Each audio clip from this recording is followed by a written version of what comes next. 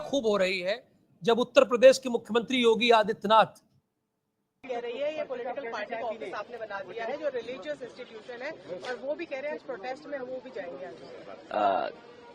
मैं आपका धन्यवाद देता हूं। आप लोग भी बीजेपी के चक्कर में फंस गए। मैं आपसे, क्योंकि ये धार्मिक लोग हैं जो मेरे बगल में खड़े हैं, मुझे नहीं पता था कि आप लोग मिल लेंगे, मुझे मुलाकात हो जाएगी आपसे और एक ऐसा सवाल आएगा। मैं केवल इतना जानता हूं कि आस्था जोड़ती है।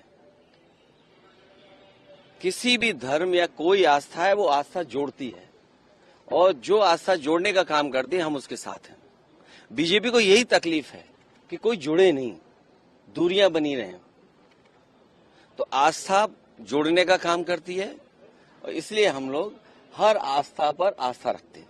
पर उनका मत ये है कि पॉलिटिकल मीटिंग नहीं लगा रहे हैं कि अब बीजेपी के कहने से, अब बीजेपी को मीठे से तकलीफ होगी तो मीठा छोड़ देंगे। बीजेपी कहेगी नमकीन खाइए तो नमकीन खाएंगे क्या? तो बीजेपी क्या कर रही है, बीजेपी को आप भी जानते हो, बीजेपी को आप सब जानते हो। बीजेपी का हथियार ही धर्म है। आस्था जोड़ने का काम करती है और बीजेपी का हथियार ही धर्म है, ऐसा अखिलेश यादव कह रहे हैं। क्यों ये सफाई देनी पड़ रही है अखिलेश यादव को, ये बयान क्यों देना पड़ रहा है अखंड?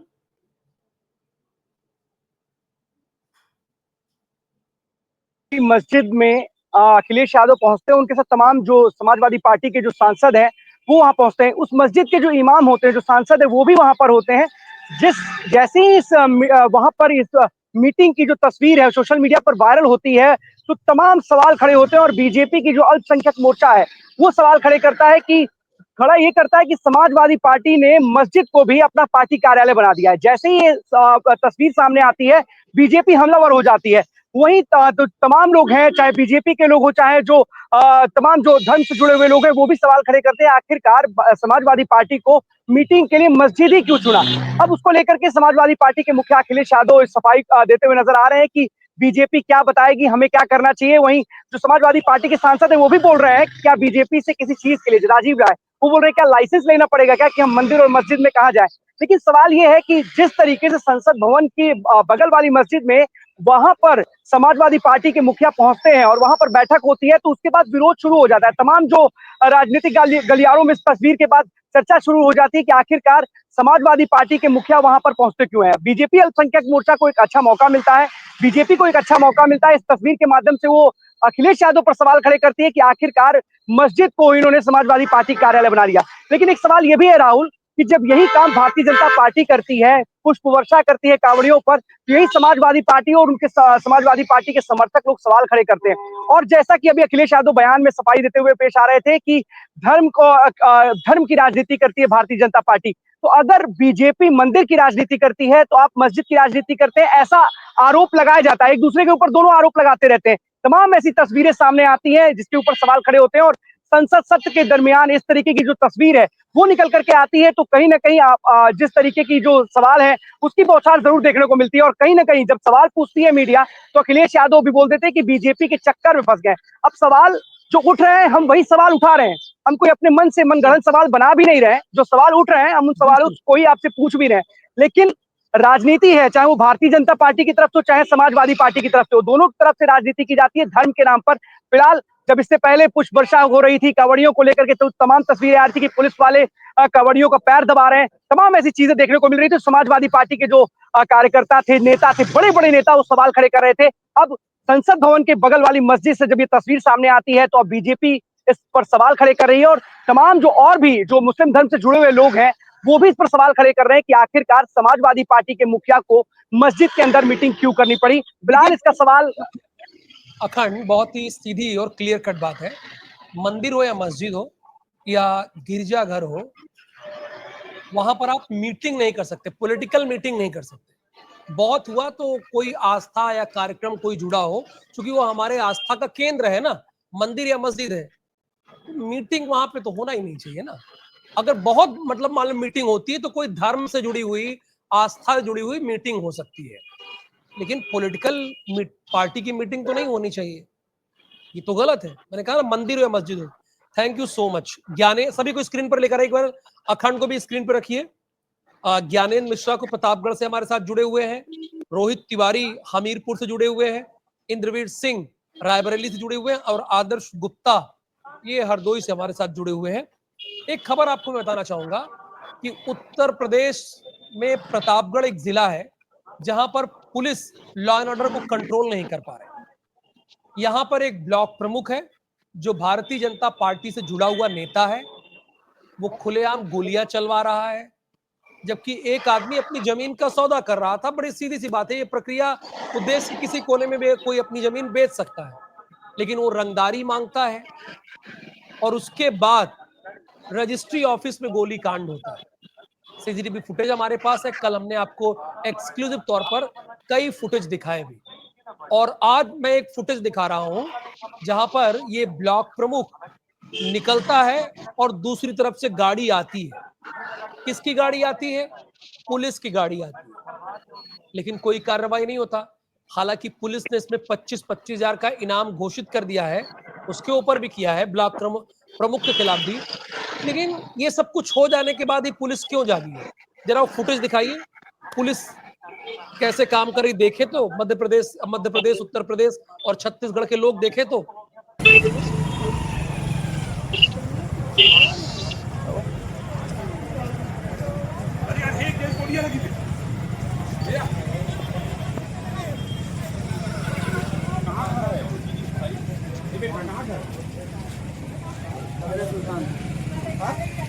किसके साथ आए थे? किसकी गाड़ी है?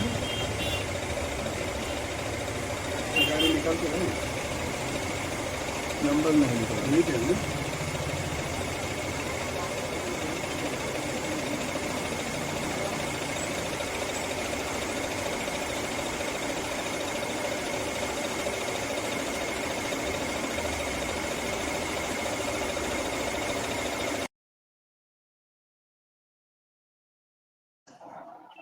ये आप देखा आपने, क्या डेवलपमेंट है इसमें? Gyanendra Mishra, thank you. अखंड, आपका बहुत बहुत धन्यवाद। लेकिन ज्ञानेंद्र, अपडेट इसमें डेवलपमेंट क्या है अभी तक? और डेवलपमेंट की बात करें तो दो कहावत जरूर कही जाती है राहुल, कि बिल्ली के गले में घंटी कौन बांधे और शेर के गले में पट्टा कौन बांधे। सीधी सी बात है। मैं थोड़ा सा आपको पीछे लेके चल रहा हूँ। आज से ठीक 1.5 से 2 महीने पहले बिहारगंज में एक घटना घटित हुई थी जिसपे व्यापारियों के ऊपर गोली कांड किया गया था।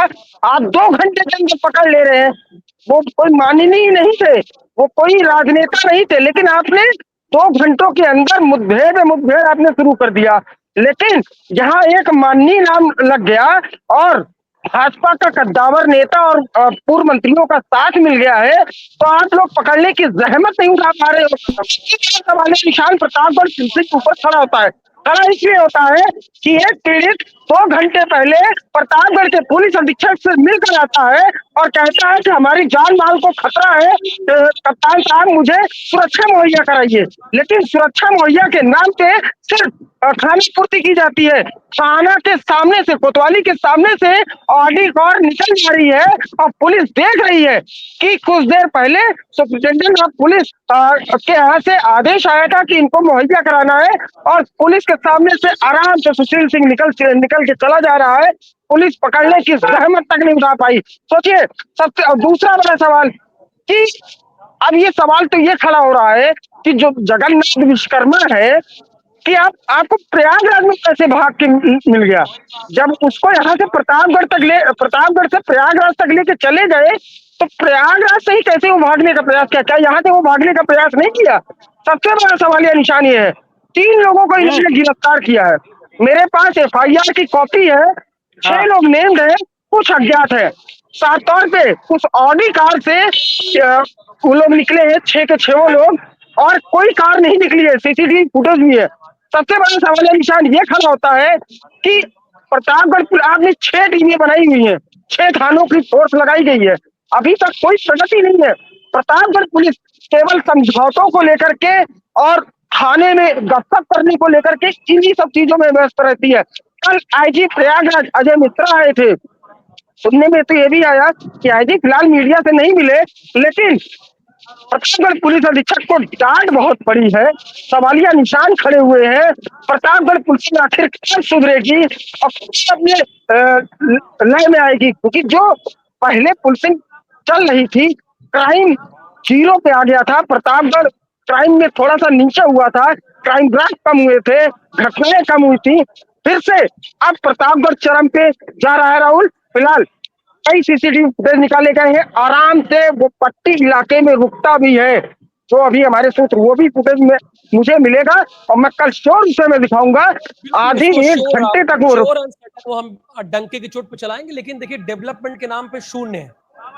कल से जो वारदात हुई उसके बाद आज डेवलपमेंट के नाम पे शून्य है। ये पुलिस थोड़ा भी स्टेप नहीं उठा पाई अभी तक, क्योंकि अभी तक घसीट के इन लोगों को पकड़ के लाना चाहिए था, लेकिन अभी तक किसी को पकड़ नहीं पाई है। ये बहुत बड़ी लापरवाही है और जाहिर सी बात है ऐसे में प्रतापगढ़ के लोग डरे हैं कि जब चाहे जहां चाहे गोली चला दे रहे हैं लोग।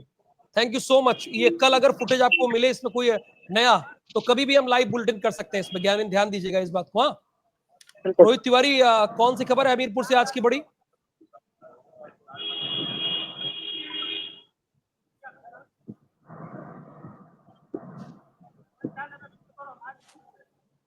पीछे खड़े हो जाए तो आप लोगों का भी आ जाएगा। चलिए, उन तक आवाज नहीं पहुंच रही। इंद्रवीर, आज की बड़ी खबर कौन सी है रायबरेली की? देखिए राहुल, हमारे रायबरेली की सबसे बड़ी खबर अगर बात करें तो रायबरेली की कल थाना कीरो क्षेत्र के अंतर्गत सेमरी पावर हाउस के पास एक जो है लोडर, अगर बात करें लोडर तो नहीं कह सकते उसको, जो है हम कंटेनर कह सकते हैं, और ये तेजाब से लदा हुआ कंटेनर था और ये कानपुर से होकर के लालगंज की तरफ जा रहा था और ये अचानक से अनियंत्रित हो गया और अनियंत्रित होते ही 3 लोग इसकी चपेट में आए हैं, जिसमें से इसके तेजाब बह गया और एक लोग की बॉडी आधे पूरी गल गई है और ऑन द स्पॉट मौत हो गई है मौके पर, और 2 घायल हैं जिनको जो है जिनका इलाज चल रहा है। उस पर हमारे साथ क्षेत्राधिकारी जो वहां के हैं गिरजा शंकर त्रिपाठी, उनकी बाइट भी हम चाहेंगे एक बार अगर है तो प्लीज वो देखें, क्योंकि ये इतना बड़ा हादसा था कि इससे जो है पूरी रायबरेली सहम गई। कल अचानक से कोई अपने घर सब्जी लेने जा रहा था, कोई अपनी बाइक में पेट्रोल डलवाने जा रहा था।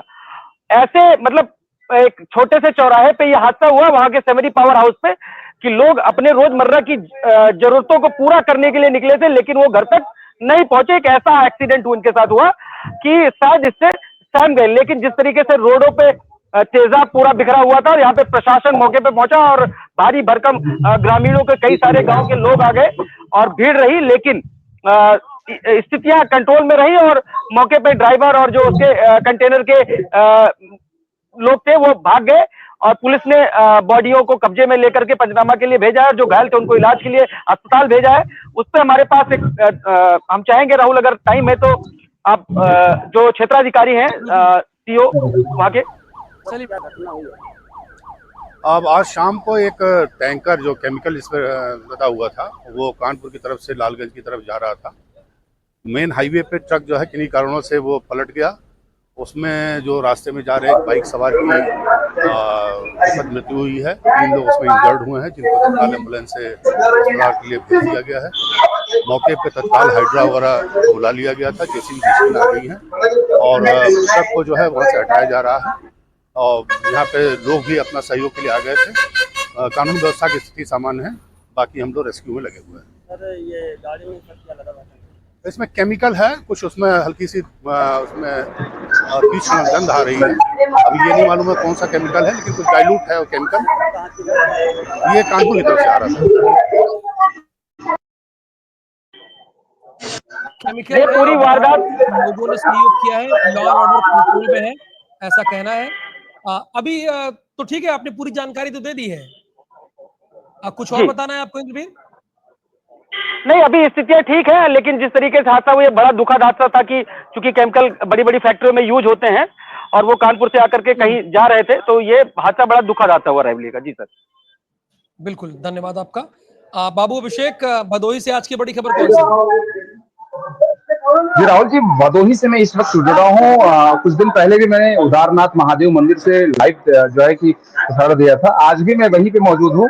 आज भी महाशिवरात्रि का पर्व है, आज महाशिवरात्रि का दिन माना जाता है और आज के दिन यहाँ यह माना जाता लगभग हजारों श्रद्धालु आकर के अभिषेक करते हैं और आज दर्शन पूजन करते क्या हैं। तो आज अभिषेक खास दिन सावन की महाशिवरात्रि है क्या? केदारनाथ मंदिर पे जी राहुल। हाँ बताइए बताइए।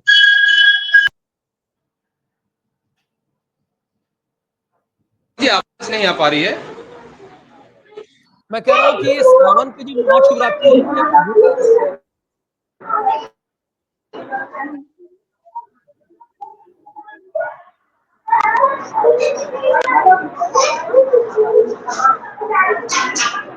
आवाज स्पष्ट नहीं आ पा रही है राहुल जी। चलिए फिर आप बताइए ना जो आपको बताना है आपके बारे में, क्योंकि महाशिवरात्रि आप बता रहे हैं, सावन की महाशिवरात्रि, उसके बारे में बताइए, वहां के मंदिर के बारे में बताइए। जी जैसे कि यह मंदिर का मान्यता है, लगभग यहाँ के ग्रामीणों की बातचीत जब होती है तो ग्रामीणों द्वारा यह पता चलता है कि यह जो मंदिर है खासतौर से अगर देखा जाए लगभग 50 गांव के यहाँ दर्शनार्थी प्रत्येक सोमवार को एवं प्रत्येक सावन में प्रत्येक दिन आकर के जलाभिषेक करते हैं। और खास तौर से महाशिवरात्रि के दिन यह विशेष माना जाता है, जो भी महाशिवरात्रि का पर्व, जैसे कि ज्यादातर अगर देखा जाता है तो महीने में एक दिन महाशिवरात्रि का दिन माना जाता है। तो आज जो सावन का यह शिवरात्रि है यह खास माना जा रहा है। खास तौर से भदोही में जो जितने भी शिवलिंग स्थापित हुए हैं, जैसे कि उदारनाथ हुआ, सिमरात धाम हुआ, हरिहरनाथ मंदिर, यह जितने भी धाम है महादेव के तीनों धामों में लगातार दर्शनार्थियों की बड़ी बड़ी कतारें देखने को मिलती हैं और अभिषेक करते हैं। आज के दिन महादेव उदारनाथ इसलिए लोग आते हैं क्योंकि यहाँ के लोगों का मानना है कि यह उदार है, महादेव उदार माने जाते हैं और बड़े बड़े कृपालु और दयालु हैं। तो यहाँ हमारे साथ जुड़ रहे हैं यहाँ के पुजारी जी, ये भी यहाँ पे कुछ बताएंगे यहाँ की बातें। जी पंडित जी ये बताइए कि इस मंदिर की स्थापना कब हुई थी और कब से यहाँ के क्षेत्रवासियों को यहाँ जानकारी मिली कि उदारनाथ बड़े ही दयालु हैं, बड़े ही कृपालु हैं, और भक्तों की क्या कतारें रहती है, कब जो है कि ज्यादा भीड़ रहती है, सावन के दिन में कौन सा दिन विशेष माना जाता है इस महादेव मंदिर के लिए? सोमवार का जो है बताएं बोले। सावन का दिन सोमवार में बहुत बड़ा धर्म पूजन माना जाता है जी। मैं उदारनाथ से गोसाई बाबा हूँ, मेरा नाम है दीपक जी गोस्वामी है। मेरे मंदिर पे हर जगह से बहुत दूर दूर से आते थे। पहले मेरे मंदिर पे आटो वाले आते थे और इसके बाद जो है बड़े दूर दूर से हमारे उदारनाथ बाबा पे आते हैं और बहुत जल बहुत लगता है और जल कवरिया वाले भी आते हैं यहाँ जी। जैसा कि राहुल जी मैं बताऊं, जानकारी ये मिल रही है यहाँ पर कांवरिये भी जलाभिषेक करने आते हैं। कुछ जो क्षेत्रवासी हैं वो गंगा से जल उठाते हैं और यहाँ पर आकर के जलाभिषेक करते हैं। इसी के साथ एक बड़ी खबर मैं बताऊंगा भदोही से, जो छांगुर बाबा से रिलेटेड एक जो है कि समीकरण बनता हुआ दिख रहा है। कल एडीजी जोन के यहाँ एक व्यक्ति जाकर के शिकायत किया कि हमारी बेटी के साथ धर्म परिवर्तन की बात की जा रही थी। जब पुलिस अधीक्षक के पास यह मामला पहुंचा राहुल जी, तब जाकर के पुलिस एक्शन में आई और उस व्यक्ति से जाकर के मिलने का प्रयास की। राय जी है वो, उनके परिवार में लगभग 2024 से यह मामला चल रहा था। उनके दोनों बच्चियों को जबरन धर्म परिवर्तन करने का प्रयास किया जा रहा था। जब पुलिस अधीक्षक द्वारा इसकी पुष्टि की गई, उसमें यह जानकारी मिली कि छांगुर बाबा के गैंग लगातार एक्टिव थे और यह व्यक्ति भदोही से लखनऊ जाया करता था। भदोही से जब ये व्यक्ति लखनऊ जाया करता था तो अपनी पत्नी के साथ छांगुर बाबा से भी बातचीत का प्रारंभ किया। जब वह छांगुर बाबा के यहाँ पहुंचा दोनों बच्चियों के साथ, तो दोनों बच्चियों के गले पर चाकू रख करके धर्म परिवर्तन करने की बात आई। तो भी इसकी भी पूरी स्टोरी दिखाई कि IBC 24। इस पर भदोही पुलिस अधीक्षक का नया एक्शन देखने को मिला है। उस व्यक्ति से बातचीत की जा रही, उसके तहरीर पर पूरी प्रकाश डाली जा रही। फिलहाल अभी उसकी नाम की पुष्टि नहीं की गई है। जल्द ही IBC 24 के चैनल पर आकर के वह व्यक्ति बयान देगा और पूरी बात बेबाकी से दिखाएगा IBC 24। हमारे दर्शकों को कि कब अब बाबू अभिषेक सिंह इस बड़ी खबर का खुलासा करते हैं, इंतजार रहेगा। बहुत धन्यवाद अभिषेक इस पूरी जानकारी के लिए। आपने हमारे दर्शकों को सावन के महाशिवरात्रि के पावन पर्व पर दर्शन भी कराया, यहाँ के प्रसिद्ध मंदिर के बारे में बताया। आदर्श, हरदोई से आज की बड़ी खबर कौन सी है? देखिए आज हरदोई की अगर सबसे बड़ी खबर हम बताएं तो कल एक थाना बिलराम क्षेत्र का मामला है, जहाँ पर एक छोटी सी बच्ची को सर से काट दिया था, जिसको परिजन बिलराम के CHC कैंप पर लेकर गए, जहाँ पर डॉक्टरों ने हरदोई जिला मेडिकल कॉलेज में रेफर कर दिया था। और यहाँ पर आने से पहले उस बच्ची ने दम तोड़ दिया था। तो वहीं पर उस बच्ची को सबको लेकर वो सड़क को लगता है उसको रोक के जाम कर दिया था। लेकिन यहाँ पर जब सब अधिकारी आए तो परिजनों ने आरोप डॉक्टरों पर लगाया कि डॉक्टरों ने उनका इलाज नहीं किया और डॉक्टर जो थे अंदर नहीं जाने देते और एम्बुलेंस पर भी आरोप लगाए कि एम्बुलेंस जो है मौके पर नहीं मिली। और कहीं ना कहीं ये जो पूरा जो सिस्टम चल रहा था करीब 1-1.5 घंटे जब वहाँ पर अधिकारी उन्होंने परिजनों को समझाया, उसके बाद रोड को खोला गया और कार्रवाई करने की मांग की।